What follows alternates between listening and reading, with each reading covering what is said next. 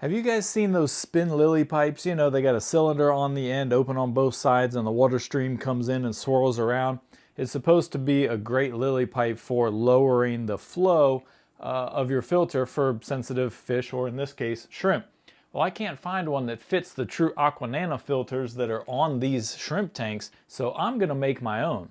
I'm gonna take this piece of Amazon acrylic tubing and we're gonna try and make some spin pipes. Let's see how handy I am. So I've got these filters on this and this nano shrimp tank, which needs a trim, doesn't it? This is the Hairgrass Iwagumi. Phew, what a maintenance disaster. Both of these tanks have the true Aqua Nano filter on them, and if you're not familiar with that filter, they look like this. And they have very, very small little lily pipes. And the end of that lily pipe is just a straight little nozzle that sticks out. So you can see by the scale of my thumb here, these are tiny little tubes, and there is nothing on the market that is going to be this small for a spin pipe. So I bought this 1-inch clear acrylic pipe, and it looks like about the right size for a spin nozzle, if you will.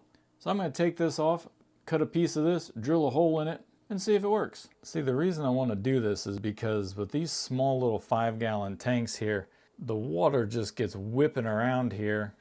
And especially in this tank, the poor babies, when I try and feed them, like right here, they get blown around all over the place and, you know, want to have a nice, comfortable environment for them. This should be pretty straightforward. We've got our 1-inch pipe here, which I'll leave a link on Amazon. However, if you don't have the true Aqua Nano filter, this probably won't do you any good to have this pipe.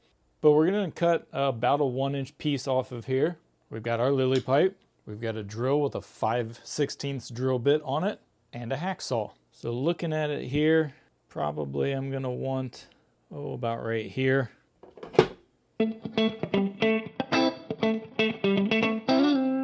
Alright, just going to sand this inside edge here. If you notice the band-aid on my thumb, it's because I went like this and sliced my thumb open on a little burr that was in there. So definitely use a little caution.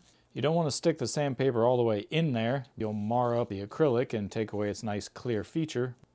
Leave your plastic on until you are all done with your sanding and stuff. That way, when you take it off, you have a nice clean pipe. Alright, if I've sized this correctly here, should just be a matter of drilling a hole in it now. Now, a clamp or a workbench or something would probably work out a little bit better, but I don't have one. So we're going to do it the dangerous way, but I do not recommend that you do it this way. We don't want somebody complaining in the comments now about my lack of safety, calling OSHA and stuff.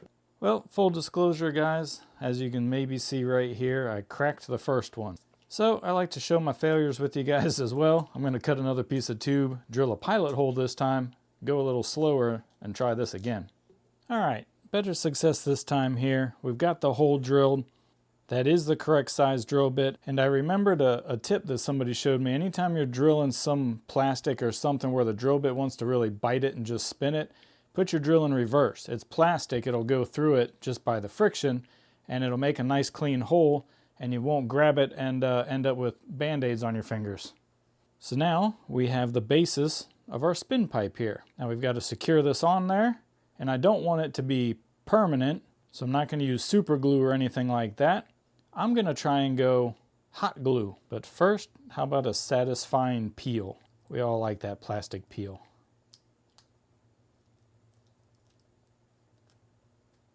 Ah, yeah. And I did clean the hole up with my Dremel here. Well, thanks to the very unstable technology of Apple products, my iPhone did not record that last clip. So, you didn't get to see me put the glue on there, but essentially all I did was I ran a bead, I licked my finger so it wouldn't stick and just kind of pushed it down on there. Now ideally you would probably use silicone because, you know, it would create a nice seal. It would be clear or more clear, and you would have a lot more working time with it to, you know, get a nice smooth seam there. But I'm making a YouTube video and I need instant results so that I can test this for you guys, and I don't have time to wait 24 hours for silicone to dry. But the hot glue, I'm torquing on this pretty good, and it's pretty stable. So it is an option for you if you got a craft hot glue gun laying around. We'll see how long it holds up. Let's go test it. Doesn't look too bad in there. Almost looks like it was designed that way. Plug it in and see how it works.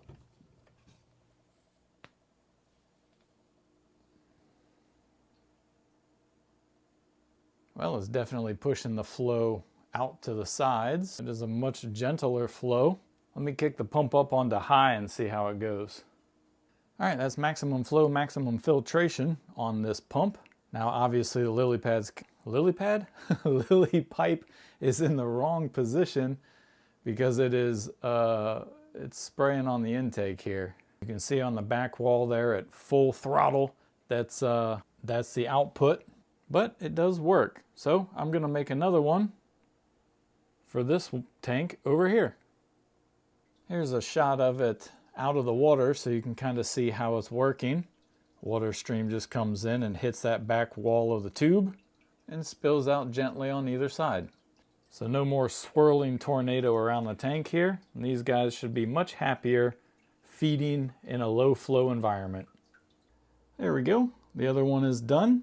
Now I do have them sticking up just a little bit above the surface of the water because you might have noticed I've got a little biofilm issue in both tanks. So I want to chop that up with a little bit of water flow there. But they're doing good. I've got to rearrange my CO2 now so that it's in the water flow. Ultimately, these two tanks should be split, but I kind of have a continuation Iwagumi theme going on here. Intake should be on one side and outflow should be on the other side, ideally. But pretty cool. I'm pretty happy all in all. There you have it, guys. Super quick little video. Very inexpensive project. I mean, I had the hot glue gun and stuff laying around and the tools, so if you have that, it was just, I think it was like a $7 piece of pipe that I got, that acrylic pipe on Amazon. Again, link in the description if you need a clear acrylic pipe. They make them in different sizes, but if you don't have a super skinny little nozzle, well, heck, maybe you do have a nano filter and you need to do the same thing, just not this brand. So what am I saying? If you need one, link in description down there. Well, I'm gonna enjoy the lower flow here. More importantly, the shrimp are gonna enjoy the lower flow. I'll rearrange the lily pipes in a little better scenario later on. But I appreciate you guys watching the video there. And remember, wear gloves, safety first. All right, guys, thanks for watching the video. And if you like this little content piece here, you know what to do. Hit that button. We'll see ya.